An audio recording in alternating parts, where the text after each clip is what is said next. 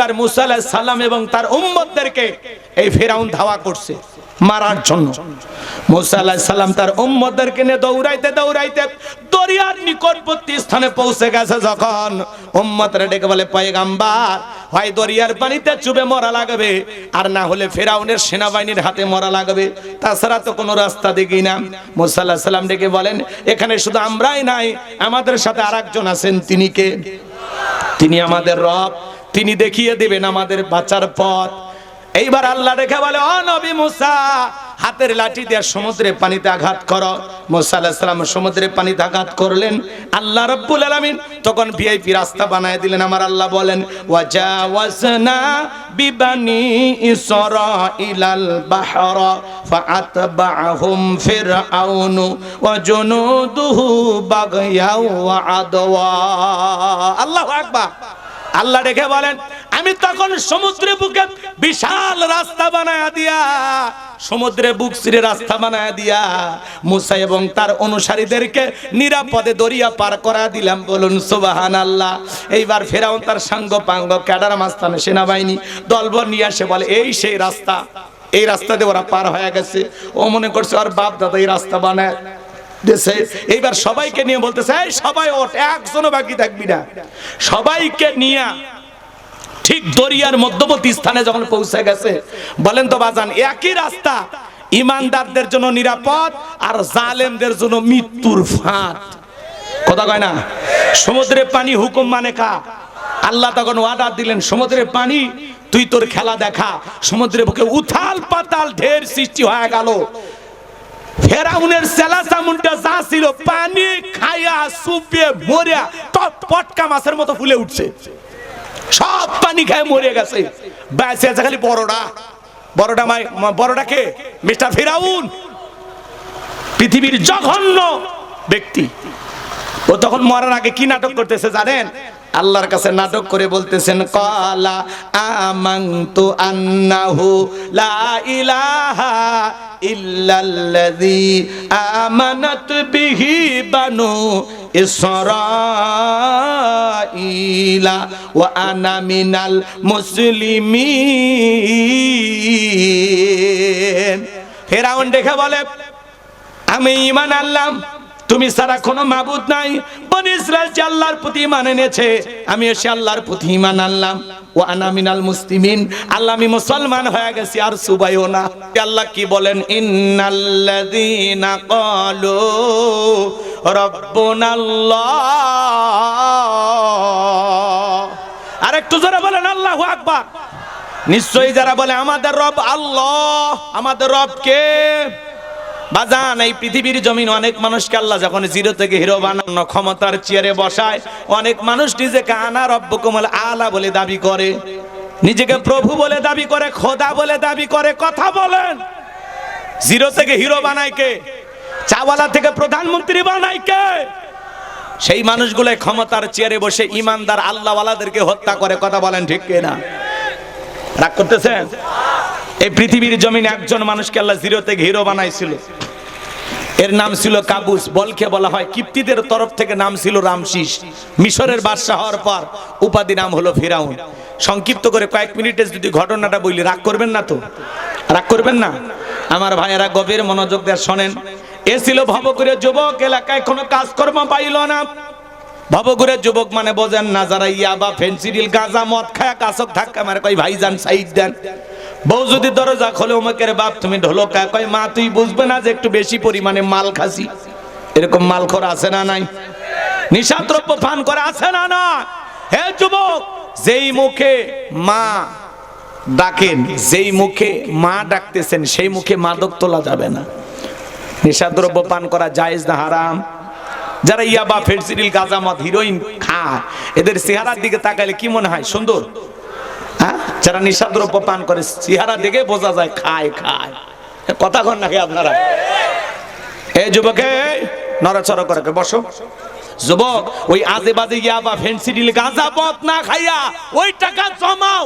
ওই টাকা জমাইয়া বউরে মাসে একটা করে 3 পিস কিনে দাও। কিছু না হোক, জীবনে অন্তত 12টা মাসে 12টা বাসর আজ পাইবা। কথা কন ঠিক কিনা?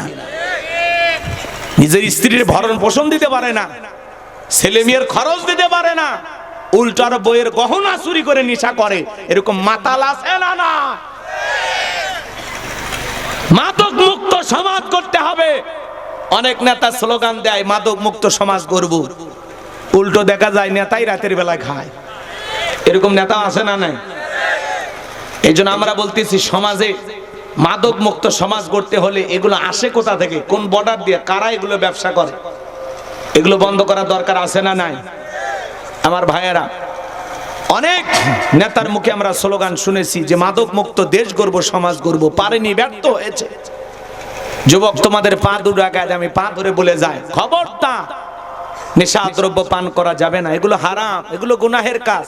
কোন কোন যুবক মাদক থেকে ফিরে আসবেন? দুই হাত তুলে আল্লাহকে দেখান। না না, যারা খান না তারা তো ভালো, আলহামদুলিল্লাহ। যারা খান তাদেরকেও বলছি এরকম না, আমরা কখনো মাদক দ্রব্য পান করবো না ইনশাল্লাহ, নেশা দ্রব্য পান করবো না ইনশাল্লাহ। আসুন আমরা মাদক মুক্ত দেশ গড়ি, সমাজ গড়ি। আল্লাহ পাক আমাদের সবাইকে, মনে রাখবেন, একটা সমাজে, একটা পরিবারে একটা ছেলে যদি নেশা করে, ও ভালো বাবা হতে পারে না, ভালো স্বামী হতে পারে না, ভালো সন্তান হতে পারে না। যারা নেশা দ্রব্য পান করে একটা পরিবারের জন্য এরা ভাইরাস। কথা বলে ঠিক কিনা? খবরদার বাবা, এগুলো শুয়েও দেখবেন। আল্লাহ যুব সমাজকে হেদায়েত দান করেন, জোরে বলেন আমিন। তাহলে এই ফেরাউন ছিল ভবঘুরে যুবক। আমি কি বলবো? রাগ করবেন না তো আমার ভাইয়েরা? এ চলে গেল মিশরে। মিশরে যাওয়ার পরে সর্বপ্রথম হলো তরমুজের ক্ষেতের লেবার। এরপরে মিশরের সরকারি গোরস্থানের দারোয়ান লাগবে, ইন্টারভিউ চলতেছে। হাজার হাজার মানুষ লাইনের মধ্যে দাঁড়ায় গেছে, কাবুজ নামের ফেরাউনও দাঁড়ায় গেছে। এইবার একে একে যখন ইন্টারভিউ দিতে দিতে কাবুজ নামের ফেরাউনের পালা। এইবার বাদশার সামনে এসে বলে, বাদশা, বুক ভর আশা নিয়ে ভিন দেশ থেকে আপনার দেশে এসেছি, যদি চাকরিটা দেন সারা জীবন আপনার প্রতি কৃতজ্ঞ থাকবো, কোনোদিন আপনার কথা ভুলে যাব না। এমন ভাবে কথাগুলো উপস্থাপন করলেন, আমি যতটুকু জানি মিশরের জমিনে আপনার চাইতে ভালো মানুষ আর কেউ নাই। বোঝেন নাই? তেল মারতেছে, পাম দিতেছে। বাদশার কথাগুলো ভালো লাগছে। এইবার ডেকে বলে, শোনো, ইন্টারভিউ বন্ধ করো। এই কাবুজ নামের ছেলেটাকে মিশরের সরকারি গোরস্থানের দারোয়ানের চাকরিটা দেওয়া হলো। কথা আছে, দুষ্ট লোকের মিষ্টি কথা। এইবার বাজান গো আমার, বাদশার কথা অনুযায়ী যখন ফেরাউনকে গোরস্থানের দারোয়ানের চাকরি দেওয়া হলো, ফেরাউন চিন্তা করে, বাদশা প্রতি মাসে বেতন দিবে ঠিক আছে, কিন্তু এই বেতন দিয়ে আমার চলবে না, আমার সাইট ইনকাম করা দরকার। এইবার ডেকে বলে, শোনো, এই গোরস্থানে যদি লাশ দাফন করতে চাও, লাশ প্রতি আমার একটা করে দিরহাম দেওয়া লাগবে। আজও বাংলাদেশে দেখবেন বাজান, একটা বাড়ি করতে যে টাকা না লাগে, ঢাকা শহরে একটা ভিআইপি কবরস্থানে মানুষকে কবর দিতে গেলে তার সাথে বেশি টাকা লাগে। কথা কয়। আমাদের বগুড়া শহর চিনছেন? বগুড়া শহরে আমার এক পরিচিত বিশিষ্ট ব্যবসায়ী বড় গোলার, তিনি মারা গেছেন। ওনারা স্বামী স্ত্রী দুইজন মিলে কবর কিনছে 16 লাখ টাকা দিয়ে। 16 লাখ বগুড়ার হিসাব। তাহলে বগুড়ায় যদি 16 লাখ টাকা দিয়ে কবর বিক্রি হয়, ঢাকায় কত? কমপক্ষে 32 লাখ, 50 লাখ। কথা কর নাকি আপনারা? আর এখানে পাবনার মুসলমানেরা হাজার হাজার মানুষকে কবর দেওয়ার জন্য গণ কবরস্থান খুলে রাখছে, যে মানুষ মরে গেলে কবরে রেখে যান, 1 টাকাও দেওয়া লাগতেছে না। কথা বলেন। এটা আপনাদের এলাকার মানুষের ভাগ্য ভালো। জন্ম ঢাকায় হইলে টের পাইতেন যে কবর কিনতে কত টাকা লাগে। দান করবেন 500 টাকা, 1000 টাকাও দেন না। আলহামদুলিল্লাহ আপনারা দেন। অন্য জেলার কথা বলতেছি, পাবনার মানুষ তো 2 হাতে দেয়। বাংলাদেশের সবচাইতে বেশি দান করার মানুষ পাবনা জেলা। এই পাবনার সিরাজগঞ্জের মতো মাহফিলে দান করার মানুষ আমি বাংলাদেশের কোন জেলায় দেখিনি। আল্লাহ সাক্ষী রেখে বলতেছে, মিথ্যা কথা না। আপনারা ভাবলেন পাম দিতেছে হুজুর, এরকম না। এটা সারা জীবন অন্য জেলায় গেলেও বলি যে ওই 2 জেলার মানুষ আল্লাহ এদের ধনও দিছে, মনও দিছে। কথা বলেন না কেন?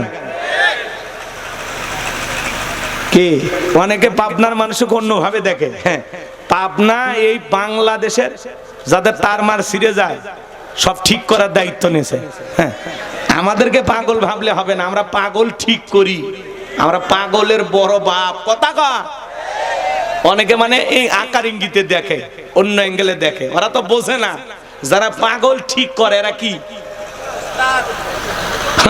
পাবনার মানুষ হলো পুরো পৃথিবীর পাগল ঠিক করার বস বস গুরু গুরু কথা ঘাট রাগ করতেছেন আপনারা। এই জেলার মানুষকে আমি দেখছি দিল থেকে তারা যে কোনো মসজিদ মাদ্রাসার মাহফিল হলে প্রাণ ভরে দান করে, দানের ব্যাপারে তাদের কৃপণতা না। আলহামদুলিল্লাহ। কোন এই যে ইসলামের প্রতি আপনাদের যে দরদ, ভালো কাজের প্রতি দরদ। পাবনায় অনেক কবরস্থান আছে না বাজান? অন্য জেলায় আমি এমনও জেলার নাম বলবো না, কবর দেওয়ার জায়গা পাইনি, পরে ঘরের বারান্দা খুঁড়ে সেই জায়গায় কবর দিছে। এটা দুঃখ না?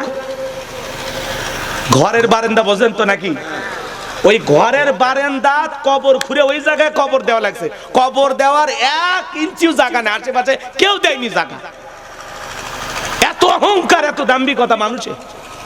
আর পাবনায় আমার যতটুকু জানা মতে শত শত কবরস্থান আছে, এরকম গণ কবরস্থান আছে না নাই?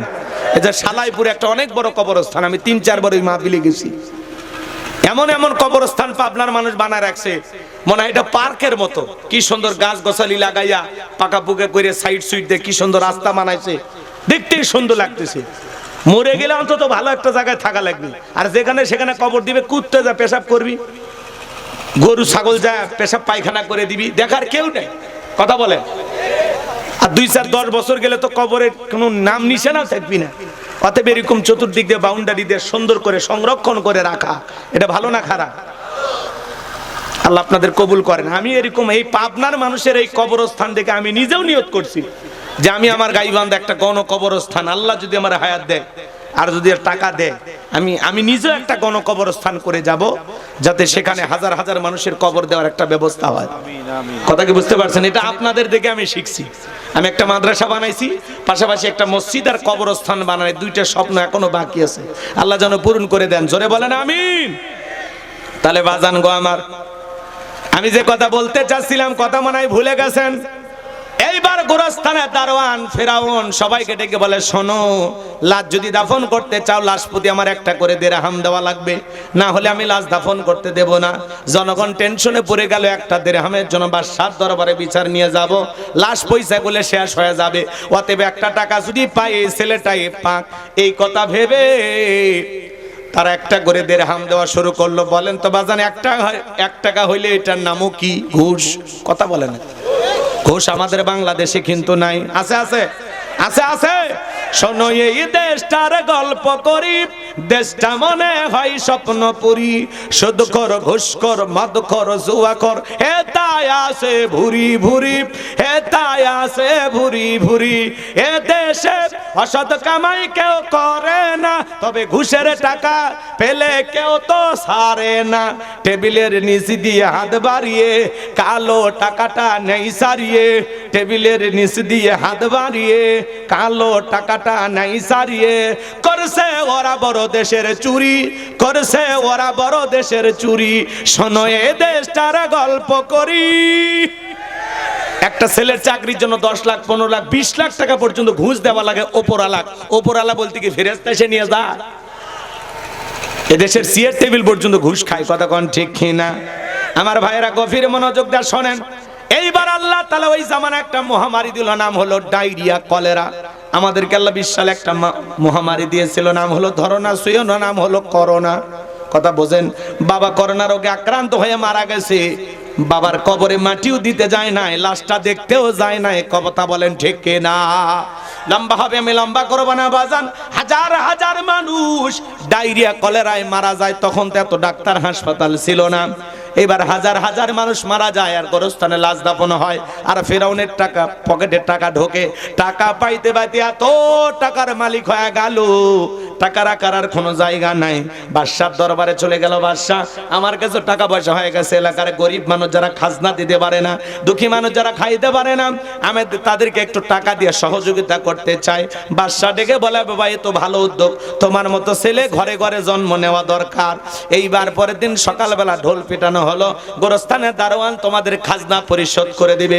হাজার হাজার মানুষ লাইনের মধ্যে দাঁড়ায় গেছে, আর গোরস্থানের দারোয়ান সেই টাকাগুলো দিয়া জনগণের খাজনা পরিশোধ করা শুরু করে দিল, দুঃখী মানুষের হাতে টাকা দিল, তুলে দিল। বলেন তো বাজান, টাকাগুলো ছিল কার? জনগণের। খালি সিস্টেমে দিয়া ফাও ফাও বাহাবা পাইতেছে। কথা আছে বাজান, মাছের তেল দিয়া মাছ ভাজা। কথাকে বুঝতে পারছেন? সমস্ত গরিব মানুষের খাজনা পরিশোধ করে দেওয়ার পরে এইবার ওই গরিব মানুষগুলো যায় বলে, আহারে, রাজ্যের বাদশা যদি এই ব্যক্তি না হয়, গোরস্থানের দারোয়ানটা হইতো, না জানি আমাদের কপাল খুলে যেত। নির্বাচনের আগে একটু জনসেবামূলক কাজ করার দরকার আছে না নাই? এ জোরে বলেন, দরকার আছে না নাই? নির্বাচনের আগে এক এক নেতার অভিনয় দেখেন, মাথায় খেলে না, আছে না নাই? আছে না নাই? এ বাজান, আমার এলাকার এক নেতা কাঁচা রাস্তা বোঝেন, মাটি এই মাটি রাস্তার মধ্যে ইট পাড়তেছে। মানুষজন বলে, বাবা ইট পাড়তেছে, ব্যাপারটা কি? বলে, শোনেন, বৃষ্টি হওয়ার পরে আপনাদের ছেলে মেয়ে স্কুলে যাইতে পারে না, আপনারা হাটে বাজারে যেতে পারেন না, মাঝে মাঝে আপনাদের দুঃখের কথা মনে হলে রাতে ঘুম আসে না। আপাতত কাঁচা রাস্তা ইট পারে দিয়ে গেলা, আর ভবিষ্যতে আমার মার্কায় সিল মারিয়া একবার যদি এলাকার নেতা বানায় দিতে পারেন, আমার 1 নাম্বার টার্গেট হলো কাঁচা রাস্তা পাকা করে দেওয়া। এই কথা বিশ্বাস করে জনগণ যখন নেতার মার্কায় সিল মারে, নেতাকে নির্বাচিত করে, নেতা তখন এলাকায় থাকে না, ঢাকা শহরে বান্ধবী নিয়ে ঘুমায়। কথা বলেন ঠিক কি না? নির্বাচনের মার্কা যে কয়দিন নেতার আনা গোনা সে কয়দিন। কথা বলেন। আর আমরা কম খারাপ না, 1.5 টাকার বিরিয়ানি 3 টাকার চা খায়, কি স্লোগান? বল্টু ভাইয়ের চরিত্র ফুলের মতো পবিত্র, নামাজ পড়ে ভক্ত, গাঁজা খায় 5 ওয়াক্ত, ঘুম চুরিতে পাকা ভক্ত, শয়তানের 1 নাম্বার ভক্ত, হুজুর যেন খুবই শক্ত, চুষে খাই গরিবের রক্ত। নির্বাচনের পোস্টার লেখা আছে গরিবের বন্ধু, ভোট দিয়ে দেখেন গরিবের কয় নাম্বার শত্রু। একটা বয়স্ক ভাতার কার্ড নিবার গেলে 2-4 হাজার খায়, আছে না নাই? পোস্টারের নিচে লেখা আছে সেবা করার সুযোগ দিন। আমি তো দেখি অ্যাঙ্গেলে মার দেওয়া আছে ধনী হওয়ার সুযোগ দিন। যেই নেতা নির্বাচনের আগে সাইকেল কেনার টাকা নাই, হুন্ডা কেনার টাকা নাই, সেই নেতা নির্বাচিত হইয়া হাজার হাজার কোটি টাকার মালিক হয়। পাবনাই বাড়ি, ঢাকাই বাড়ি, শোনা যায় বিদেশেও বাড়ি। টাকা কি জিব্রাইল দিয়ে যায়? হ্যাঁ, এত টাকা কই পায় এরা?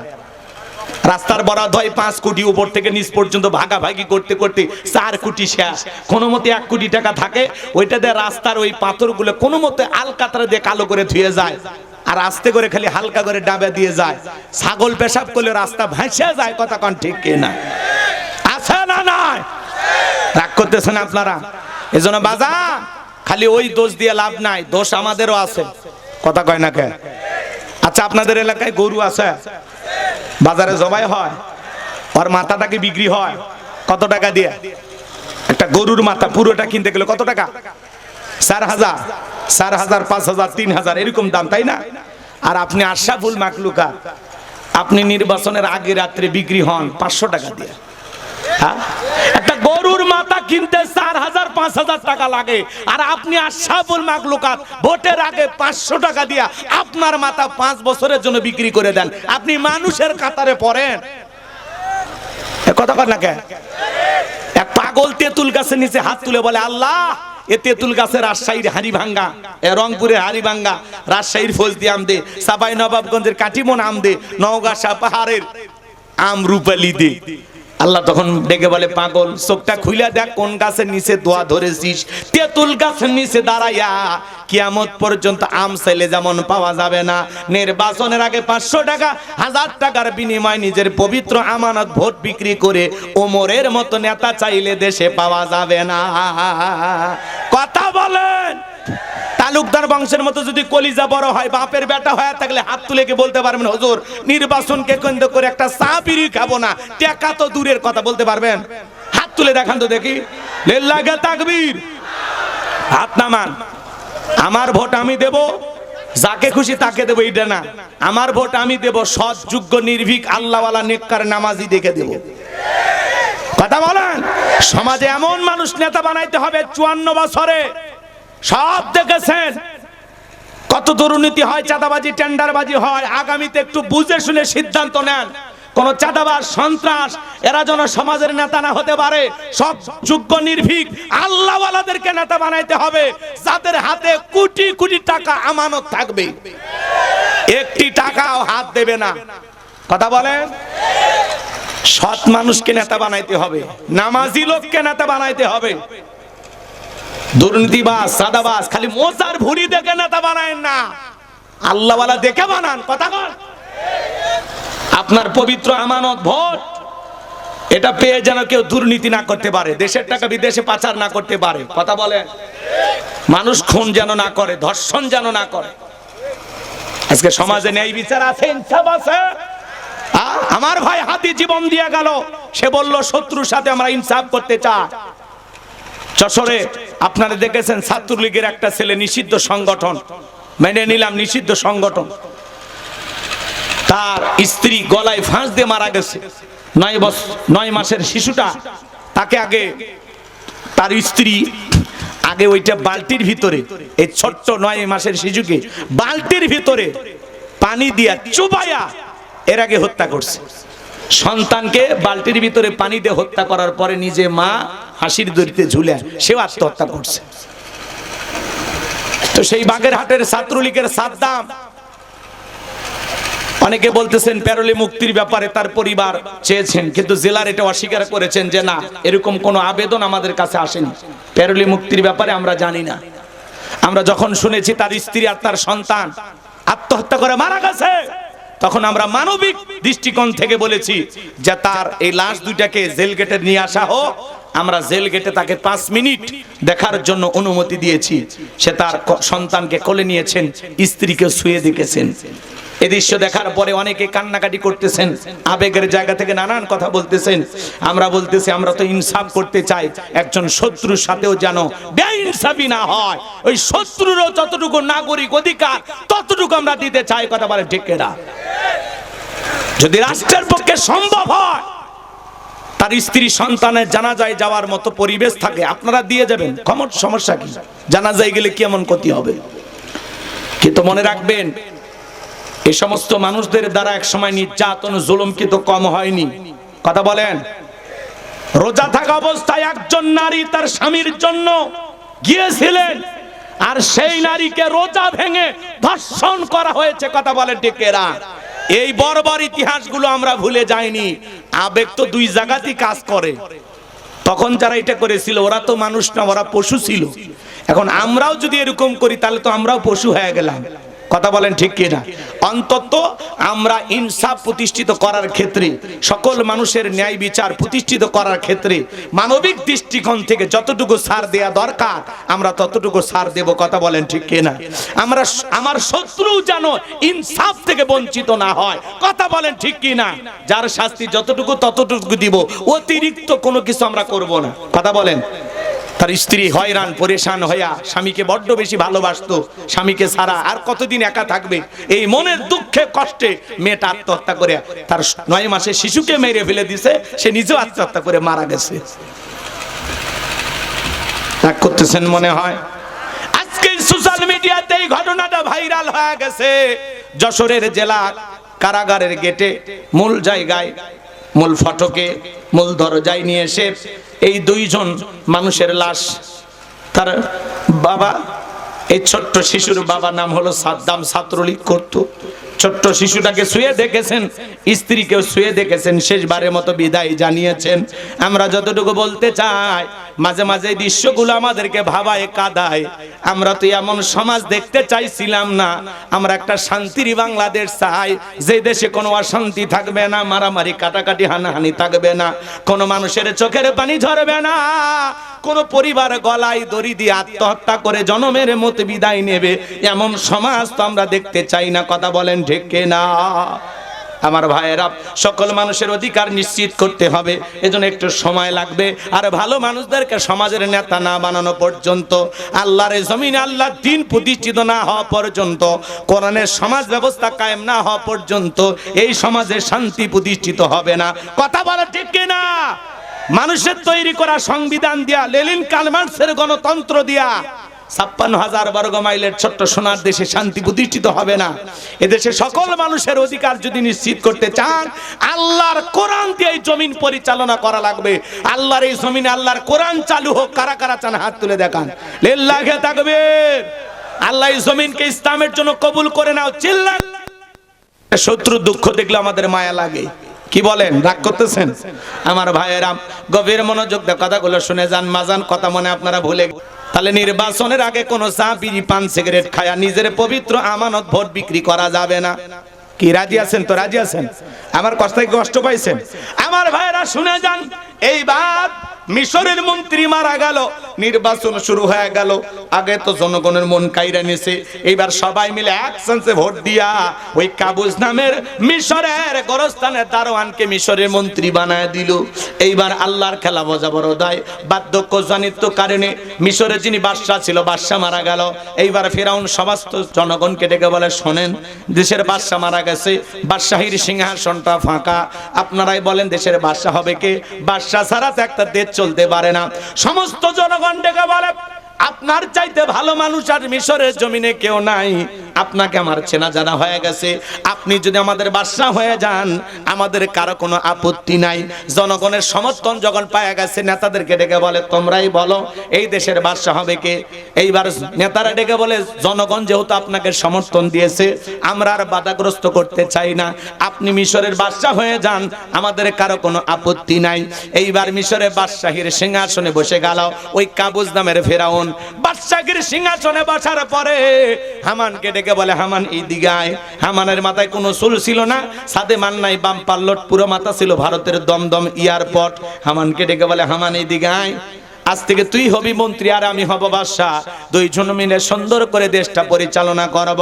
এ বাজান গো আমার, আমি গুনাহগার যে কথা বলতে চাচ্ছিলাম, এইবার ফেরাউন ক্ষমতার চেয়ারে বসে গেছে, রাতের বেলায় ঘুমাইতে চলে যায়, চোখের মধ্যে ঘুম আসে না, আজে বাজে স্বপ্ন দেখে লাফায় লাফায় ওঠে।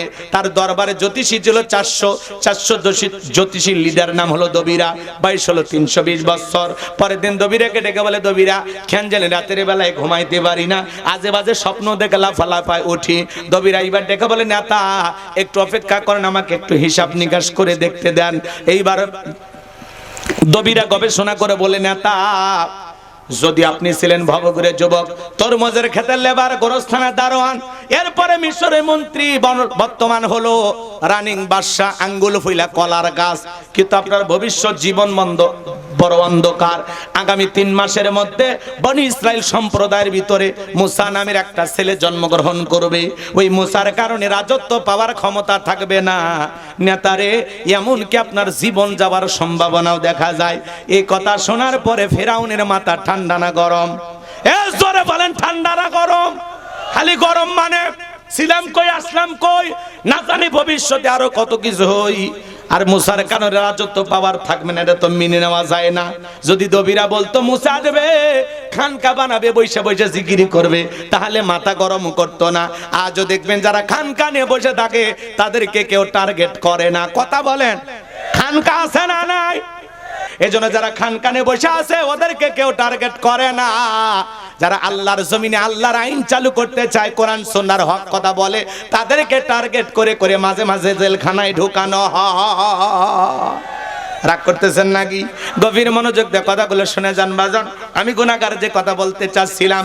এইবার ফেরাউন ডেকে বলে, হামান এই দিকে আয়। দবিরা কি বলল শুনলি? আগামী 3 মাসের মধ্যে মুসা নামের একটা ছেলে জন্মগ্রহণ করবে, ওর কারণে রাজত্ব পাওয়ার ক্ষমতা থাকবে না, এটা তো মেনে নেওয়া যায় না, বল না কি করা যায়? হামান ডেকে বলে, নেতা টেনশন নাই, মাইট ইজ রাইট, জোর যার মুল্লুক তার, পাওয়ার রাজত্ব ক্ষমতা আমাদের হাতে, আমরা যা বলবো মিশরের জনগণ তাই মানতে বাধ্য হবে, কি করবি? এইবার হামান ডেকে বলে, নেতা যত ছেলে সন্তান জন্মগ্রহণ করবে সবাইকে জবাই করে করে দুনিয়ার বুক থেকে বিদায় করে দেব, তাহলে আপনার শত্রু মুসার আগমন ঘটবে না। এই কথা শোনার পরে ফেরাউন ডেকে বলে, হামান রে, আসলেই তোর মাথায় বুদ্ধি আছে, তবে শোন, ছেলেগুলোকে জবাই করবি, মেয়েগুলোকে জবাই করবি না, কারণ ছেলেদের মধ্যে আমার শত্রু আছে, মেয়েদের মধ্যে কোনো শত্রু নাই। তার মানে চোরে হলেও মানুষ ভালো, মোবাইল নিয়ে গেল, সিম কার্ড খুলে দিয়ে গেল। কথা বলেন ঠিক কিনা? এইবার সন্তান জবাই করা শুরু হয়ে গেল। লম্বা ঘটনা সংক্ষিপ্ত করে বলতেছি বাজান, 3 মাস অতিবাহিত হওয়ার পরে ডেকে বলে, দবিরা এইবার গবেষণা করে দেখ আমার পথের কাটা মুসা মূল্য না বাঁচলো। এইবার দবিরা গবেষণা করে বলে, নেতা যদিও বনি ইসরাইল মায়ের বুক খালি কইরা 3টা বর্ণনা পাওয়া যায়, একটি বর্ণনায় বলা হয়েছে 20,000, আর একটি বর্ণনায় বলা হয়েছে 24,000, আর একটি বর্ণনায় বলা হয়েছে 80,000। হাজার হাজার সন্তানকে জবাই করে দুনিয়ার জমিন থেকে বিদায় করে দিয়েছেন, কিন্তু আপনার শত্রু মূসা এখনো মরে নাই। মায়ের কোলে জীবিত আছে, সুস্থ আছে, কিন্তু কোথায় আছে, কোন বাড়িতে আছে, এইটা বলার ক্ষমতা আমাদের নাই। বলুন আল্লাহু আকবার।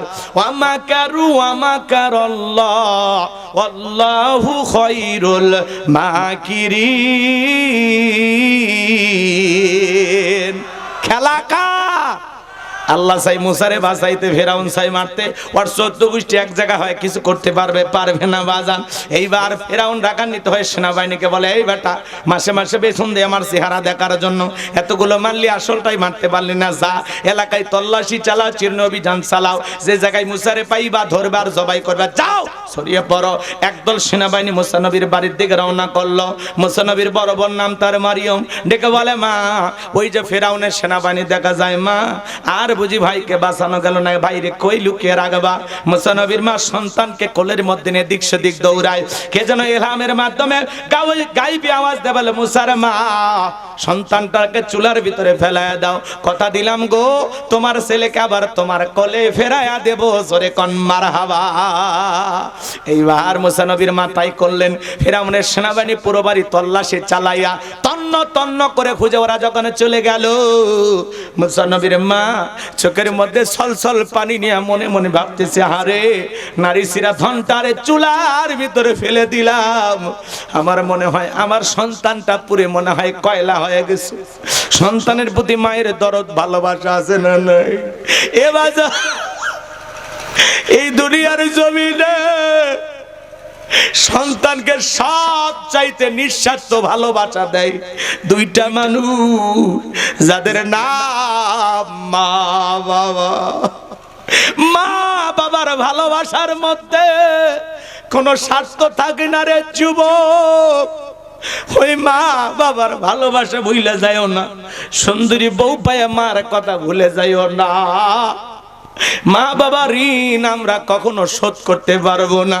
পিতা মাতার খেদমত নিয়ে আলোচনা করার সুযোগ আমার নাই, এতটুকু শুধু বলে যায়, যুবক পা দুটা আগায় দাও।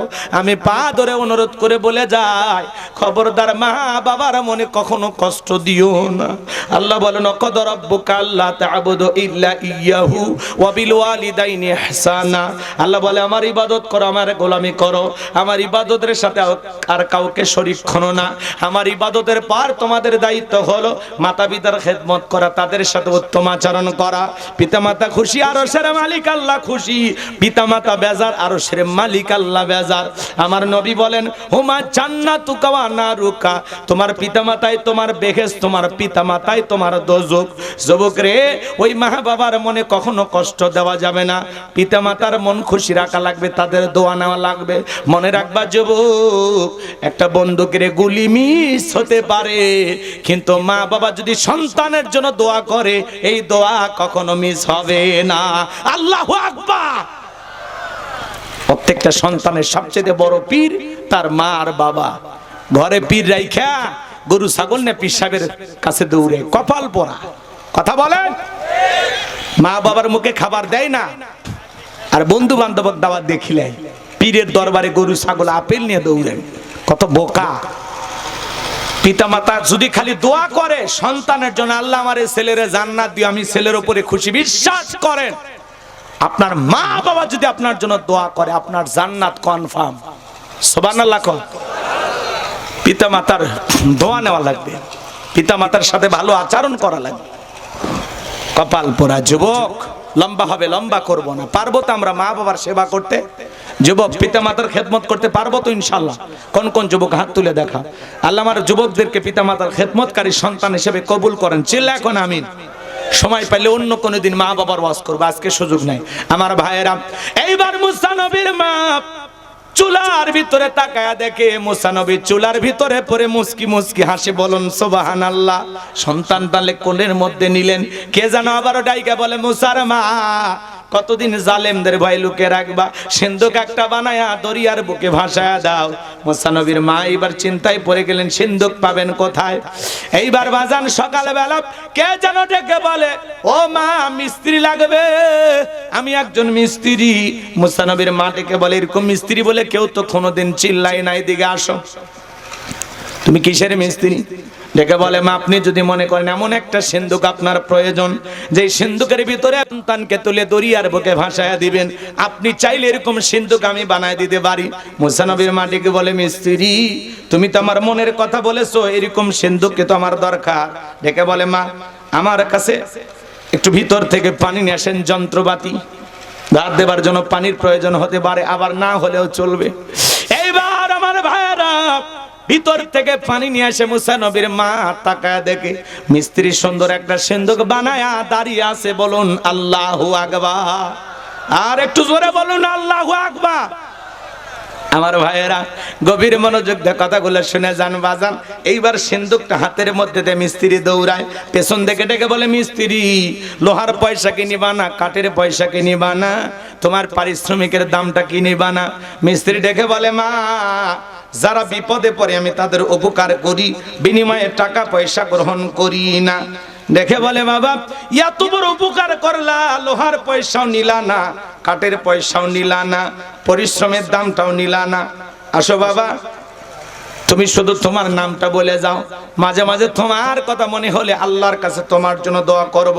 মিস্ত্রি ডেকে বলে মা আমি দুনিয়ার সাধারণ কোনো মিস্ত্রি না, আমি আল্লাহর ফেরেশতা, আমার নাম হলো জিবরাইল। আল্লাহু আকবার।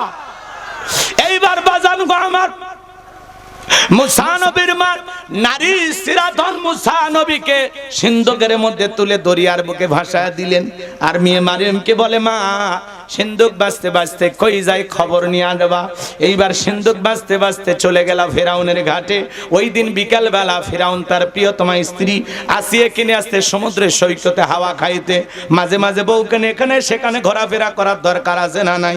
বিনোদন করার দরকার আছে না নাই? হালাল বিনোদন। আমার সোনা ভাইয়েরা, কলিজার ভাইয়েরা, আমার একটু অপেক্ষা করেন বাজান। এইবার সিন্ধুকটা খুল নিয়ে ফেরাউনের সামনে নিয়ে যাওয়া হলো। ফেরাউন ডেকে বলে সিন্ধুকটা খোলো তো দেখি। এইবার সিন্ধুকটা যখন খোলা হলো সবাই তাকায় দেখে, মনে হয় সিন্ধুকের ভিতরে পূর্ণিমার চাঁদ উদয় হয়েছে। বলেন আল্লাহু আকবার। ফেরাউন ডেকে বলে তরবারি আন, এটি জবাই করে, এইটাই মুসা।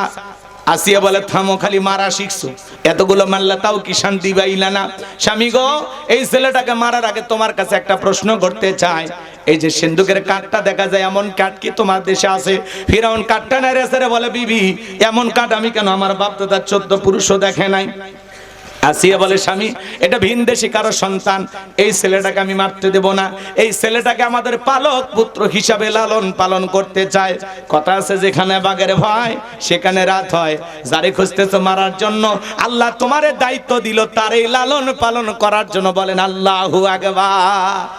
এইবার আসিয়া যখন জেদ ধরেছে স্বামী এই ছেলেটাকে পালন করব, পালক পুত্র হিসেবে লালন পালন করতে চায়। ফিরাউন চিন্তা করলে এতগুলো মারলাম মুসা খুঁজে পাইলাম না, বউ একটা ছেলে দেখে বায়না ধরেছে, ঠিক আছে মাইনা নিলাম।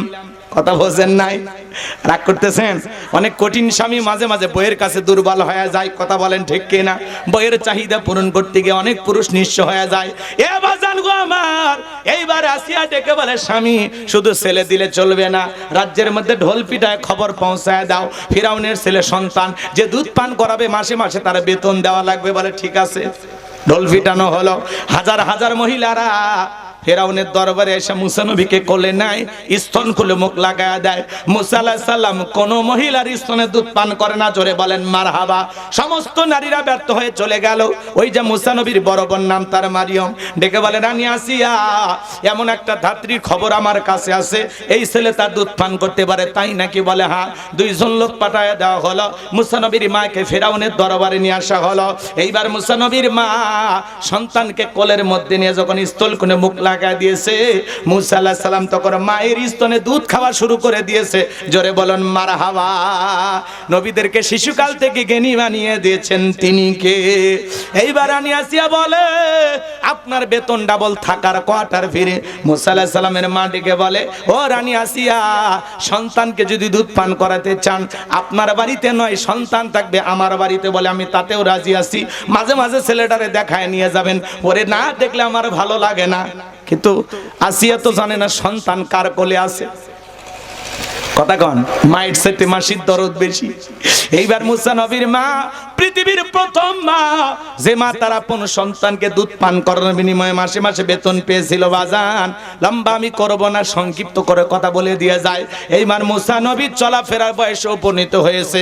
একদিন আসিয়া বলে, ও ফেরাউন, ছেলেটারে কোলে নাও, মানুষ দেখলে মনে করবে ছেলে তোমার না। মাঝে মাঝে দেখবেন মা বোনেরা বিরক্ত হয়ে বলে, সামলাও তো, এর পেয়াপো ভাল লাগে না। কথা কন, আর কান্নাকাটি দেখে কিন্তু আমার মাথা খারাপ হয়ে যায়, আরো গলা টিপে মারবো, আমিও কিন্তু মরবো, এরকম বলে কিনা বলেন? সন্তান বেশি ঝামেলা করলে, কান্নাকাটি করলে অনেক মা বোন আছে রাগান্বিত হয়, বলে সামলাও তো, ধরো তো, এক ভাল লাগতেছে না। বাপও হারামি, আমার পেট থেকে ডবল হারামি। আছে না নাই? আছে না নাই? সন্তান যদি খারাপ হয়, সব তোর বাপের, বাপের 14 গোষ্ঠী উদ্ধার করে ফেলে দেয়। তোমার কারণেই খারাপ হয়েছে, তোমার কারণেই খারাপ হয়েছে, তোমার বংশের দোষ, বংশের দোষ। কথা কয় না গো? আর যদি ভালো হয়, কয় মা যে ভালো, ঠিক আছে মাইনা নিলাম, তাও তোরা ভালো থাক, ঝামেলা করিস না, অশান্তি করিস না। কথা কয় না গো? রাগ করতেছেন নাকি আপনারা? এইবার বাজান গো আমার, মুসা নবীর ফিরাউন কোলের মধ্যে নিয়ে কি সুন্দর চেহারা, মায়া লাগছে।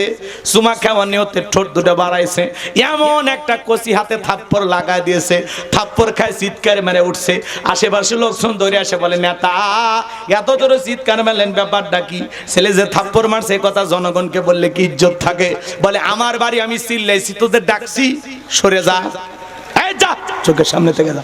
সবগুলোকে তাড়িয়ে দেওয়ার পরে এইবার চিৎকারের মেরে ডেকে বলে, আসিয়া রে, এ আসিয়া, আয় আয়, তাড়াতাড়ি করে আয়। আসিয়া বলে, কি হয়েছে? সারের মতো চিল্লাও কে?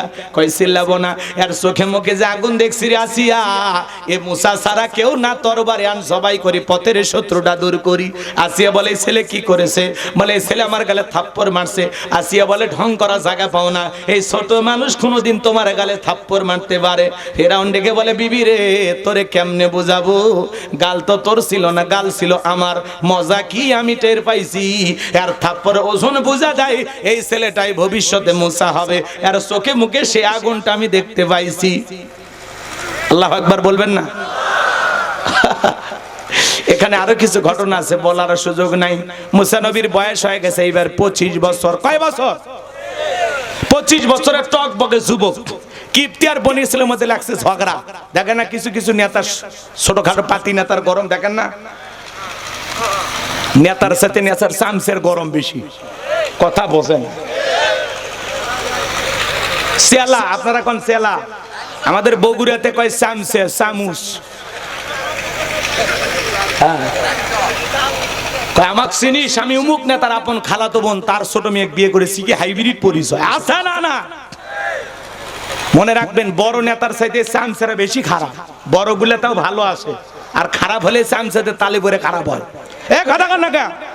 তাহলে এই যে কথা বললাম বাজান, মুসা আলাইহিস সালাম বলতেছে, এ কিপ্তি, সব জায়গায় ফিরাউনের গরম দেখাস, আমারে চিনিস?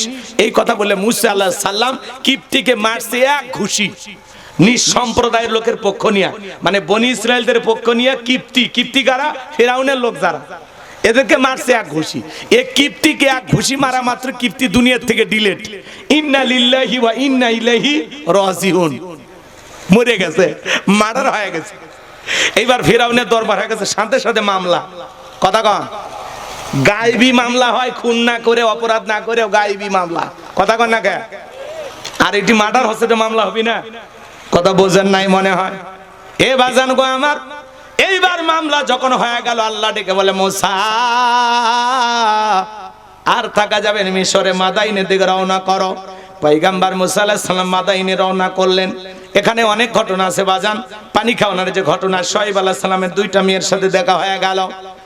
তারা এবার তাকে সঙ্গে নিয়ে চলে গেলেন তার বাবার কাছে।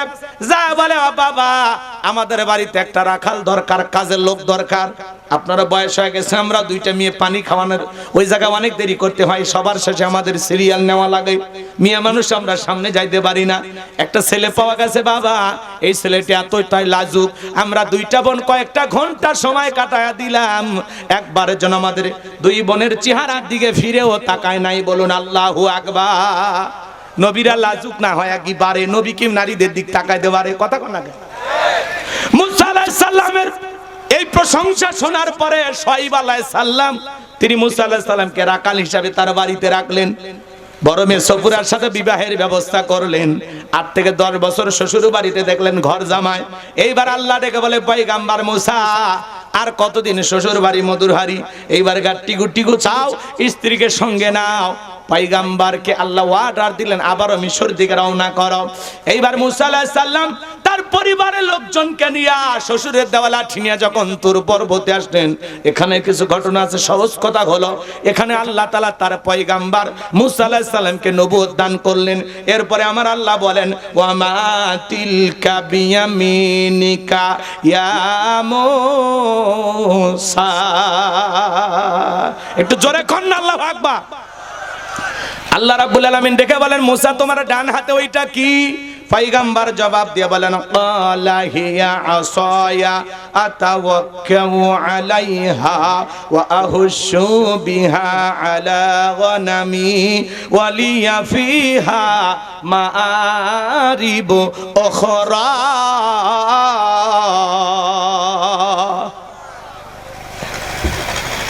দেখে বলেন আল্লাহ আমার হাতে এটা লাঠি, এটার উপর ভর দিয়া চলি, ছাগলের জন্য পাতা বাড়ি ইত্যাদি ইত্যাদি অনেক অনেক কাজ করি। আল্লাহ ডেকে বলে পয়গম্বর প্রশ্ন করলাম একটা জবাব দাও, যে একটা কারণ কি? মুসা নবী কথা বলেন কার সাথে? আল্লাহর সাথে। জোরে বলেন কার সাথে? আল্লাহর সাথে কথা বলতে মজা আছে না? না এ যুবক আর ঘুমায়ও না, একটু মনোযোগ দিয়ে কথাগুলো শোনেন। এরপরে আল্লাহ বলেন ক্বালা আলকিহা ইয়া মুসা, মুসা রে তোমার হাতের লাঠিটা এবার নিক্ষেপ করো। মুসা আলাইহিস সালাম হাতের লাঠি নিক্ষেপ করলেন।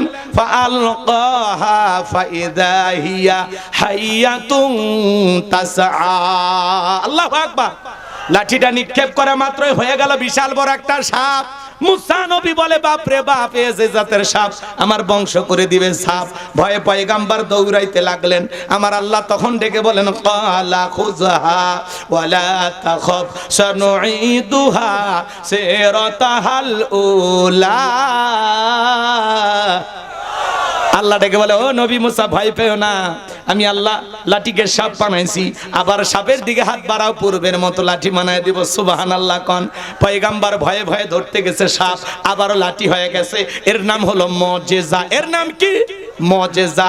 এরপরে আল্লাহ বলেন ওয়াদহুম ইয়াদাকা ইলা জানাহিকা তাখরুজ বাইদা মিন গায়রি সুইন আয়াতান উখরা লিনুরিয়াকা মিন আয়াতিনাল কুবরা। আল্লাহ ডেকে বলে নবী মুসা তোমার ডান হাতটা বগলের নিচে ঢোকাও, ওখান থেকে বের করো। কোন দোষ ছাড়াই ধবধবে উজ্জ্বল সাদা চমৎকার আলো প্রদর্শন করবে। এই যে কুদরতের দুইটা নিদর্শন দান করলাম, দুইটা মুজিজা দান করলাম। এইবার তোমার দায়িত্ব হলো ইযহাব ইলা ফিরআউনা ইন্নাহু তাগা। যাও ফিরআউনের নিকট চলে যাও। যা বলে ফিরআউন রে তোর বানানো আইন দিয়ে আর মিশর চলবে না, এখন থেকে মিশর পরিচালনা হবে আল্লাহর আইন দিয়া। যাও নবী মুসা ফিরআউনের নিকট যাও, ওই সীমা লঙ্ঘন করেছে। মুসা আলাইহিস সালাম ডেকে বলে আল্লাহ আপনি কি ভুলে গেছেন আমি তো ফিরআউনের দরবারে মার্ডার কেসের আসামি, গেলে তো ফাঁসি দিয়া মারবে। আমার আল্লাহ ডেকে বলে পয়গম্বর ভয় পাওয়ার কোনো কারণ নাই, আমি আল্লাহ যার সাথে আছি কোন জালেম তাকে ফাঁসি দিয়ে মারতে পারবে না, আগুনে পোড়ায় মারতে পারবে না, পানিতে ডুবাইও মারতে পারবে না। মুসা নবী ডেকে বলে আল্লাহ যাওয়াই লাগবে। আমার আল্লাহ বলে অবশ্যই নবী বানাইছি, তোমাকে যাইতেই হবে। পয়গম্বর তখন আল্লাহর কাছে দোয়া করতে লাগলেন ক্বালা রাব্বি ইশরাহ লি সাদরি ওয়া ইয়াসসির লি আমরি ওয়াহলুল উকদাতাম মিন লিসানি ইয়াফকাহু কওলি ওয়াজআলনি ওয়াজিরাম মিন আহলি হারুন আখি। আল্লাহু আকবার কোন। আর একটু জোরে বলেন আল্লাহু আকবার। আমার ভাইরা এরপরে আল্লাহ রাব্বুল আলামিনের পয়গম্বর যখন আল্লাহর কাছে দোয়া করে বললেন হে আমাদের রব আমার বক্ষকে প্রশস্ত করে দাও, আমার কাজকে সহজ করে দাও, আমার জিহ্বার জড়তাকে দূর করে দাও, যাতে মানুষ সহজে আমার কথা বুঝতে পারে। আর আমার পরিবারের মধ্য থেকে আমার ভাই হারুনকে আল্লাহ নবুয়ত দান করেন।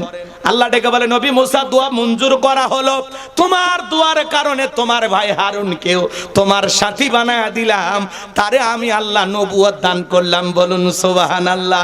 এইবার পয়গাম্বর মুসা আলাইহিস সালাম তার ভাই হারুন আলাইহিস সালামকে সঙ্গে নিয়ে ফিরাউনের দরবারে চলে আসলেন। আল্লাহ তাআলা সেই কথা সূরা আরফে জানিয়ে দিলেন, ওয়াকালা মুসা ইয়া ফিরআউনু ইন্নী রাসূলুম মির রাব্বিল আলামিন। মুসা আলাইহিস সালাম ডেকে বলেন, হে ফিরাউন, আমি বিশ্বের রবের পাঠানো একজন, বিশ্বের রবের পাঠানো একজন, আল্লাহর পক্ষ থেকে পাঠানো আমি একজন রাসূল। আসমান জমিনের মালিক আল্লাহ আমাকে পাঠিয়েছেন, যিনি আসমান জমিনের প্রতিপালক। হাকিকুন আলা আল্লাহ কুল আলাল্লাহি ইল্লাল হক, আল্লাহর ব্যাপারে সত্য ছাড়া মিথ্যা কিছু বলবো না। তুমি বনি ইসরাইলদেরকে মুক্ত করে আমার সঙ্গে যেতে দাও। এইবার যখন এই কথা বললেন ফিরাউন তখন বলে, ক্বালা ইন কুনতা জিতা বি আয়াতিন ফাতি বিহা ইন কুনতা মিনাস সাদিকিন। ফিরাউন ডেকে বলে, তুমি যদি সত্যি নবী দাবি করো তাহলে তোমার কাছে কি এমন প্রমাণ আছে যে প্রমাণ দেখে আমি তোমাকে নবী মনে করব? যদি তুমি তোমার দাবিতে সত্যবাদী হয়ে থাকো তাহলে প্রমাণ দেখাও। নবীর কাছে প্রমাণ আছে কয়টি? দুইটি। লাঠি ফেলাইলেন, হয়ে গেল সাপ, আর বগল নিচে থেকে হাত বের করলেন, হয়ে গেল ধবধবে উজ্জ্বল সাদা চমৎকার আলো প্রদর্শন করলো। এই দৃশ্য দেখার পরে ফিরাউনের এমপি মন্ত্রী সমস্ত লোকেরা ডেকে বলে, ইন্না হাযা লাসাহিরুন আলিম। এই ছেলেটা হলো মস্ত বড় জাদুকর। নবী দেখায় মজা দেওয়ারা কি কয়? জাদু। কথা কি বোঝেন নাকি রাগ করতেছেন আপনারা? একটু মনোযোগ, কয়েক মিনিট বাজান, আমার দিকে তাকান। লিল্লাহি তাকবীর। এইবার এমপি মন্ত্রী সমস্ত লোককে ফিরাউন ডেকে বলে, শোনো, এই ছেলে জাদু দেখায় ভয় ভীতি প্রদর্শন করে ক্ষমতার চেয়ার থেকে আমাদেরকে তাড়াইয়া দিয়া ওরা নিজেরা ক্ষমতার চেয়ার দখল করতে চায়। তোমরাই বলো কি করা যায়? এমপি মন্ত্রীরা ডেকে বলতেছে, আপাতত ওই দুইটা ছেলেকে যেতে দেন। ইয়াতু বিকুল্লি সাহিরিন আলিম। শহর বন্দর থেকে তারা দক্ষ দক্ষ জাদুঘর সংগ্রহ করলো। ফিরাউনের দরবারে বড় বড় জাদুঘর নিয়ে আসা হলো। ওরা চিন্তা করছে নবী মুসা দেখাইছে জাদু, এরাও জাদু দেখাবে, কারণ ওই দেশে জাদুর ব্যাপক প্রচার প্রসার ছিল, সবাই জাদু জানতো। কথা কি বুঝতে পারছে? এইবার তারা কি করলো, সমস্ত জাদুঘরকে ফিরাউনের দরবারে নিয়ে আসার পরে জাদুঘরেরা সেমিফাইনাল খেলার আগে, মাঠে নামার আগে বলতেছে যে আপনার শত্রু মুসাকে যদি আমরা পরাজিত করতে পারি আমাদের বেনিফিটটা কি, লাভটা কি, পুরস্কার কি থাকছে? কথা বোঝেন নাই? এইবার ফিরাউন পুরস্কার ঘোষণা করলো, ক্বালা নাআম ওয়া ইন্নাকুম লামিনাল মুকাররাবিন। ফিরাউন ডেকে বলে, এই দরবার হলো তোমাদের বসবাসের জায়গা, তোমরা সবাই হবে আমার নিকটতম ব্যক্তি। যারা রাস্তাঘাটে জাদুর খেলা দেখায় এরা যদি রাজপ্রাসাদ পায় আর কিছু লাগে। আর ফিরাউন কি বলছে, তোমরা সবাই আমার নিকটতম ব্যক্তি, কাছের মানুষ, আত্মীয় লাগো গো, আত্মীয় লাগো। বোঝেনি ভাষা? ভাষা বুঝছে? কোন নেতা যদি বলে তুমি আমার লোক, নেতার কথায় রাতকে দিন করা যায়, দাড়ি টুপিওয়ালা ধরে মামলা দিয়ে জেলে দেওয়া যায়, খরচ ফায়ার দেওয়া যায়। কথা কি বোঝেন? কারণ আমি নেতার লোক, আর গরমই আলাদা। কথা বুঝবেন, বেশি গভীরে গেলাম না, দুঃখ লাগবে। রাগ করতেছে? ওয়াজ করতে এসে দুঃখ দেওয়া ঠিক? দুঃখ পাবেন তাহলে ভেঙে কই। এই রে বাবা, রাগ করতেছেন নাকি আপনারা? আমার দিকে তাকান। এইবার হাজার হাজার দর্শক জাদু দেখার জন্য রেডি। একদিকে দাঁড়া আছে শুধু মুসা আলাইহিস সালাম আর হারুন আলাইহিস সালাম, আর এদিকে হাজার হাজার জাদুঘর। ভালো করে বুঝবেন। জাদুঘরে ডেকে বলে, ও নবী মুসা, জাদুর খেলা আগে কে দেখাবে? আমরাই না তুমি? আগে জাদুর তন্ত্র মন্ত্র বান কে নিক্ষেপ করবে?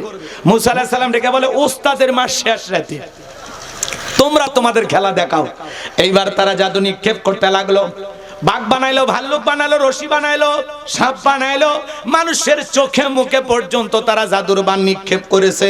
এইবার জাদুর তন্ত্র মন্ত্র নিক্ষেপ করতে করতে করতে চালান পাতি শেষ। আর যে জাদু দেখাবে এরকম একটা মন্ত্রও জানা নাই। এ ভাই, এ চাচা, কেবারে চাচা, 10টা মিনিট হয় না, আপনারা এত ওটা বাসা করে ডাক করতেছেন।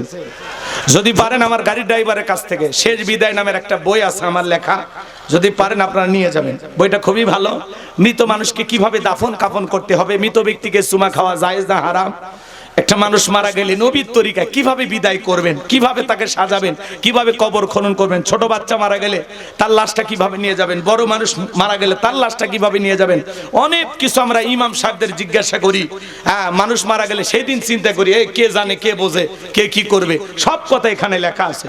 স্বামী স্ত্রী মারা গেলে একে অপরকে দেখতে পারবে কিনা, আলিঙ্গন করতে পারবে কিনা, চুমা খাইতে পারবে কিনা, জান্নাত জাহান্নাম সম্পর্ক, জাহান্নামীদের খাবার কি কি হবে, জান্নাতীদের আরামাইশ কি, অনেক দোয়া মাসলা মাসাইল, কবরের প্রশ্ন, সব কিছু এই বইটার ভিতরে দেওয়া আছে। 2টা গজল লেখা আছে, শেষে আমার মাদ্রাসার ঠিকানা সহ আমার মোবাইল নাম্বার। এই 76 পৃষ্ঠার বইটা ড্রাইভারের কাছ থেকে আপনারা সংগ্রহ করে নিয়ে যাবেন। শেষ বিদায় মানে একজন মানুষকে নবীজির তরিকায় বিদায় করতে যা যা কথা, বক্তব্য, আলোচনা প্রয়োজন এই ছোট্ট এই বইটার ভিতরে তুলে ধরা আছে। প্রত্যেকটা কথার রেফারেন্স লেখা আছে, বোঝেন নাই? ভুল ভাল কোনো কথা এর ভিতরে নেই, প্রত্যেকটা কথার দলিল আছে, সহি শুদ্ধ কথা এখানে লেখা আছে। যদি পারেন আপনারা 50 টাকা হাদিয়া দিয়া ড্রাইভারের কাছ থেকে সংগ্রহ করে নিয়ে যাবেন। মানে মৃত মানুষকে আমরা জীবনের শেষ বিদায়টা কিভাবে দেব আমরা এটা জানতে পারবো, এবং জাহান্নামীদের অবস্থা কি কি হবে, তাদের খাদ্য কি, বাসস্থান কেমন, সব কথা কোরআন থেকে হাদিস থেকে তুলে তুলে আপনাদের সামনে লেখা আছে। যদি পারেন আপনারা নিয়ে যাবেন। আল্লাহ তাওফিক দান করেন, জোরে বলেন আমিন। যুবকেরা তো এগুলো বই কেনে না, ওরা কেনে মিলন হবে কত দিনে, তোর মরণের পরে। আজে বাজে উপন্যাস কেনে, প্রেম কেন কাঁদায়, কথা কয় না কেন? অভিশপ্ত রাত, হঠাৎ বৃষ্টি, হঠাৎ দেখা, হঠাৎ প্রেম, ঝিলিমিলি রাত, কথা কয় না কেন? এগুলো উপন্যাস পড়ে যুবকদের চরিত্র নষ্ট হয়। আর কোরআন সুন্নাহর কিতাব পড়লে চরিত্র ঠিক হয়, কথা কয় না গো? এখন এটা আপনাদের ইচ্ছা, কষ্ট পাইলেন মনে হয়। যারা উঠে যাচ্ছেন তারা নিয়ে যাবেন, আর যারা আছেন আমরা মুনাজাত পর্যন্ত আছি ইনশাআল্লাহ। শেষ ফিনিশিং দিতে দিবেন না, এই যে ফাইনাল খেলা এসে গেছে, এটা তো সেমিফাইনাল আর পরে ফাইনাল। আমরা বিশ্বকাপ খেলতে পারিনি, ভারতে যা তাতে কি হয়েছে, খেলা বাংলাদেশে হবে। কথা বল, আমাদের মোস্তাফিজকে ওরা নিরাপত্তা দিতে পারে না, ওই দেশে কেন খেলতে যাব? ওরা খালি মুসলমান সন্দেহে হিন্দু ধরে পেটে, খালি মুখে দাঁড়িয়ে আছে, কথা কয় না কেন? সেদিন এক হিন্দু ঠাকুর পুরোহিত খালি মুখে দাঁড়িয়ে আছে দেখে মনে করছে এটা মুসলমান, সবাই ঘিরে ধরছে, অথচ এটা ঠাকুর। পরে জনগণের সামনে ধুতি খুলে দেখাচ্ছে, দেখ ভিডিও ভাইরাল আছে, দেখেননি আপনারা? দেখছেন? তাহলে ভারতে কি অবস্থা চলতেছে, সেই দেশে আমাদের ছেলে পেলে পাঠাবো? দরকার নাই বিশ্বকাপ খেলা, খেলবো না। কথা বল, এই ছেলে পেলার খেলার দরকার নাই, তোমরা বউ বাচ্চা নিয়ে ওমরা করতে চলে যাও, কথা হয় না? রাগ করতেছেন নাকি আপনারা? আমার ভাইরা লম্বা করার কোনো সুযোগ নাই। যে কথা বলতে চাচ্ছিলাম বাজান, ওদের চালান পাতি শেষ। এইবার মুসা আলাইহিস সালামকে আল্লাহ কত সুন্দর করে জানায় দিলেন ওহির মাধ্যমে, ওয়া আওহাইনা ইলা মুসা আন আলকি আসাকা ফাইদা হিয়া তালকাফু মা ইয়াফিকুন। আল্লাহ ডেকে বলে মুসা রে ভয় পাওয়ার কোনো কারণ নাই, লাঠি আছে, আছে ফেলাইয়া দাও। আল্লাহ ডেকে বলে ও নবী মুসা তোমার হাতের লাঠিটা শুধুমাত্র ছেড়ে দাও। মুসা আলাইহিস সালাম হাতের লাঠি ছেড়ে দিলেন, হয়ে গেল বিশাল বড় সাপ। যেই সাপের ঠোঁটটা নিচুতে, ওপরের ঠোঁটটা 80 ফিট উঁচুতে। এক নিঃশ্বাসে ফেরাউনের সমস্ত জাদু খাইয়া ডেকে বলে ফেরাউনের আরো কি আছে। এই দৃশ্য দেখে ফেরাউনের পিছনে রাস্তাতে গরম হাওয়া বের হয়ে গেছে, আর সমস্ত জাদুঘররা বুঝতে পেরেছে নবী মুসা যেটা দেখালো এটা জাদু না, এটা জাদুর দাদু। জাদুঘরে বুঝতে পারে কোনটা জাদু আর কোনটা জাদু না। ওরা বুঝতে পেরেছে মুসা আলাইহিস সালাম যে আল্লাহর কথা বলে, নিঃসন্দেহে সে আল্লাহর কুদরতি শক্তি। তখন তারা কি করলেন? ওয়া উলকিয়াস সাহারাতু সাজিদিন, সিজদায় মাথা নত করলেন এবং ঘোষণা করলেন ক্বালু আমান্না বিরাব্বিল আলামিন রাব্বি মুসা ওয়া হারুন। আরেকটু জোরে বলেন আল্লাহু আকবার। ওরা তখন বলল আমরা ঈমান আনলাম বিশ্বের রবের প্রতি, যিনি মুসা এবং হারুনের রব। এইবার বাজন করা আমরা, তারা তখন ঈমান গ্রহণ করলো। ঈমান আনার পরে ফিরাউন ডেকে বলে, কি ব্যাপার, আমার অনুমতি ছাড়া ঈমান আল্লাহ, এইবার আমি তোমাদের শুলিতে চড়াবো, ফাঁসি দিয়ে মারবো। কথা বোঝেন না? শুলিতে চড়াবো, ফাঁসি দিয়ে মারবো, তোমাদের অবস্থা খুব একটা ভালো হবে না। হুমকি ধুমকি দেখাতে লাগলেন, হাত পা কেটে নেব, শুলিতে চড়াবো, ফাঁসি দিয়ে মারবো। ঈমানদার ডেকে বলে, তোর মতো জালেমের চামচামি করে মরার চাইতে ঈমান এনে মরাই ভালো। বলেন আল্লাহু আকবার। কই মরা তো লাগবে, তোর মতো জালেমের চামচামি করে মরবো কে, ঈমান এনে মরবো। আল্লাহু আকবার কর। এইবার দলে দলে মানুষ কালেমা পড়ে মুসলমান হতে লাগলো, আর ফিরাউনের রাগ বেড়ে গেল। ফাইনাল খেলা শোনেন, এইবার মুসা আলাইহিস সালাম এবং তার উম্মতদেরকে এই ফিরাউন ধাওয়া করছে মারার জন্য। মুসা আলাইহিস সালাম তার উম্মতদেরকে নিয়ে দৌড়াইতে দৌড়াইতে দরিয়ার নিকটবর্তী স্থানে পৌঁছে গেছে। যখন উম্মতরা ডেকে বলে, পয়গম্বর, হয় দরিয়ার পানিতে চুবে মরা লাগবে, আর না হলে ফিরাউনের সেনাবাহিনীর হাতে মরা লাগবে, তাছাড়া তো কোনো রাস্তা দেখি না। মুসা আলাইহিস সালাম ডেকে বলেন, এখানে শুধু আমরাই নাই, আমাদের সাথে আরেকজন আছেন। তিনি কে? তিনি আমাদের রব, তিনি দেখিয়ে দিবেন আমাদের বাঁচার পথ। এইবার আল্লাহ রেখে বলে, ও নবী মুসা, হাতের লাঠি দিয়ে সমুদ্রে পানিতে আঘাত করো। মুসা আলাইহিস সালাম সমুদ্রে পানিতে আঘাত করলেন।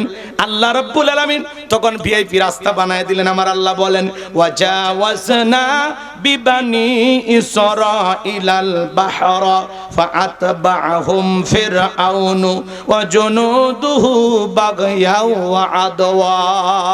আল্লাহু আকবার। আল্লাহ রেখে বলেন, আমি তখন সমুদ্রে বুকে বিশাল রাস্তা বানায়া দিয়া, সমুদ্রে বুক চিরে রাস্তা বানায়া দিয়া মুসা এবং তার অনুসারীদেরকে নিরাপদে দরিয়া পার করা দিলাম। বলুন সুবহানাল্লাহ। এইবার ফিরাউন তার সাঙ্গ পাঙ্গ ক্যাডার মাস্তানে সেনাবাহিনী দলবল নিয়ে আসে, বলে, এই সেই রাস্তা, এই রাস্তা দিয়ে ওরা পার হয়ে গেছে। ও মনে করছে ওর বাপ দাদা এই রাস্তা বানায়। এইবার সবাইকে নিয়ে বলতেছে, এই সবাই ওঠ, একজনও বাকি থাকবি না। সবাইকে নিয়ে ঠিক দরিয়ার মধ্যবর্তী স্থানে যখন পৌঁছে গেছে, বলেন তো বাজান, একই রাস্তা ইমানদারদের জন্য নিরাপদ আর জালেমদের জন্য মৃত্যুর ফাঁদ। কথা কয় না? সমুদ্রের পানি হুকুম মানে কা? আল্লাহ তখন ওয়াদা দিলেন, সমুদ্রের পানি তুই তোর খেলা দেখা। সমুদ্রের বুকে উথাল পাতাল ঢের সৃষ্টি হয়ে গেল। ফেরাউনের সেলা চামুন্ডা যা ছিল, পানি খায়া সুপিয়ে মরিয়া পটকা মাছের মতো ফুলে উঠছে। সব পানি খায় মরে গেছে, বেঁচে আছে খালি বড়টা। বড়টা কে? মিস্টার ফিরাউন, পৃথিবীর জঘন্য ব্যক্তি। ও তখন মরার আগে কি নাটক করতেছে জানেন? আল্লাহর কাছে নাটক করে বলতেছেন, ক্বালা আমানতু আন্নাহু লা ইলাহা ইল্লাল্লাযী আমানাত বিহি বানু ইসরাঈলা ওয়া আনা মিনাল মুসলিমিন। ফিরাউন দেখে বলে, আমি ঈমান আনলাম, তুমি ছাড়া কোনো মাবুদ নাই। বনি ইসরাইল যে আল্লাহর প্রতি ঈমান এনেছে, আমি এসে আল্লাহর প্রতি ঈমান আনলাম। ওয়া আনা মিনাল মুসলিমিন, আল্লাহ আমি মুসলমান হয়ে গেছি, আর সুবাইও না। ওয়া আনা মিনাল মুসলিমিন, আল্লাহ আমি আত্মসমর্পণ করেছি, আর পানি খাওয়াইও না। মরার আগে ফিরাউনও মুসলমান হয়েছে। চিন্তা করেন, কথা কন, ঠেলার নাম, ঠেলার নাম। আপনার মুসলমানে ঘুমাইছেন? ফিরাউন যদি মুসলমান হয়, আপনার আমার মুসলমান হয় দাম আছে? আল্লাহ কি আর ঈমান কবুল করছিল? করে নাই, কবুল করে নাই। আল্লাহ কি জবাব দিয়েছিল? কত সুন্দর জবাব আল্লাহ দিলেন, আল আনা ওয়াকাদ আসাইতা ক্বাবলু ওয়া কুনতা মিনাল মুফসিদিন। আর একটু জোরে বলেন আল্লাহু আকবার। আমার আল্লাহকে বলে, এখনই মানানছো, এখন। এর আগে কি করেছো? ক্ষমতার দাপটে বিশৃঙ্খলা সৃষ্টি করেছো, নাফরমানি করেছো। 40 বছর শিক্ষা ব্যবস্থা বন্ধ করে রাখছো, ঘরে ঘরে মূর্তি বানায়া দিয়ে রাখছো। এ ফিরাউন রে, তোর বাড়ির দাসী আমি আল্লাহকে রব বলে স্বীকার করার কারণে গরম তেলে চোবায় বিদায় করছো। তোমার স্ত্রীকে পর্যন্ত নির্মম নির্যাতন করে বিদায় করে দিয়েছো। আজকে মুসা এবং তার অনুসারীদেরকে হত্যা করার জন্য আক্রমণ চালিয়েছো। ফিরাউন রে, তোর পাপের 16 কলা পূর্ণ হয়ে গেছে, তবে মরার আগে শোন, আমি আল্লাহ তোর লাশটা রেখে দেব। আজ মিশরের জাদুঘরে ফিরাউনের লাশটা আছে না নাই? পৃথিবীতে সর্বপ্রথম মানুষ মরার পরে যার লাশটা ভেসে উঠেছিল তার নাম হলো ফেরাউন। এর আগে পৃথিবীতে যত মানুষ মারা গেছে কারো লাশ ভেসে ওঠেনি। কথা কয় না, রাগ করতেছেন? আজও মিশরে জাদুঘরে ফেরাউনের লাশটা আছে না? না। মুসা প্রেমিকেরা যায় পায়ের জুতে মারের কয় এই সেই ফেরাউন, মার জুতা। চিন্তা করেন, এটা তো ফিরাউনের শুটকি, এতদিন থাকতে থাকে শুকে কি হয়ে গেছে, শুটকি হয়ে গেছে। শুটকি ফিরাউনক দেখে যদি জুতা মারে, জেতা ফিরাউনক পাইলে আর চামড়া দিয়ে টুকটুকি বাজায়, তো কথা বলে ঠিক কিনা? এই জন্য মনে রাখবেন, পৃথিবীর জমিনে যেমন ফিরাউনের জায়গা হয় নাই, নমরুদের জায়গা হয় নাই, আবু জেলের জায়গা হয় নাই, যারা ইসলামের বিরুদ্ধে আজকে কাজ করতেছে, মুসলমানদের রক্ত নিয়ে খেলা করতেছে, ওই জালেমদের জায়গা পৃথিবীর জমিনে হবে না, হবে না, হবে না, কথা বলে ঠিক কিনা? যারাই পৃথিবীর জমিনে মুসলমান রক্ত নিয়ে খেলা করবে ওদের পতন হবে, হবে, কথা বলে ঠিক না? এই জন্য পরিষ্কার ভাবে বলতে চাই, কোরআন আর ইসলামকে আঁকড়ে ধরতে হবে। আল্লাহর এই জমিনে দ্বীনের বিজয় আনার জন্য কারা কারা জীবন দিতে প্রস্তুত, হাত তুলে দেখান। লিল্লাহি তাকবীর, লিল্লাহি তাকবীর। আমরা মুসলমান দ্বীনের জন্য, ইসলামের জন্য জীবন দিতে প্রস্তুত, কথা বলে ঠিক না? আল্লাহ যেন আমাদের জীবনগুলোকে শহীদ হিসেবে কবুল করে নেন। আল্লাহ যেন আমাদের সবাইকে শহীদের মৃত্যু দান করেন। জোরে বলেন আমিন। কষ্ট হচ্ছে আপনাদের? কে দিছে? আব্দুর রহিম মঞ্জু 10,000 টাকা দিয়েছেন। আব্দুর রহিম মঞ্জু ভাই 10,000 টাকা দিয়েছেন। জোরে বলেন মারহাবা। এছাড়া অনেকে টাকা পয়সা দিয়েছেন। ভাই বসেন, চাচা বসেন, এক্ষুনি দোয়া হবে। আপনারা 12:30টার কথা বলছেন না? 12:30 বেজে গেছে। এখন আমরা দোয়া করে বাড়ির দিকে যাব। পাশে কবরস্থান, অনেক মানুষ কবরে চলে গেছে। সাবিনা খাতুন এক মহিলা 4,000 টাকা দিয়েছেন। আল্লাহ কবুল করেন। এছাড়াও কবরস্থানের জন্য যারা এখনো দান করতে পারেন না, দান করেন। এই যুবক, এই বসো, শেষ ভালো যার সব ভালো তার বাজান। এখনই দোয়া। ভাগিনা কই গেল?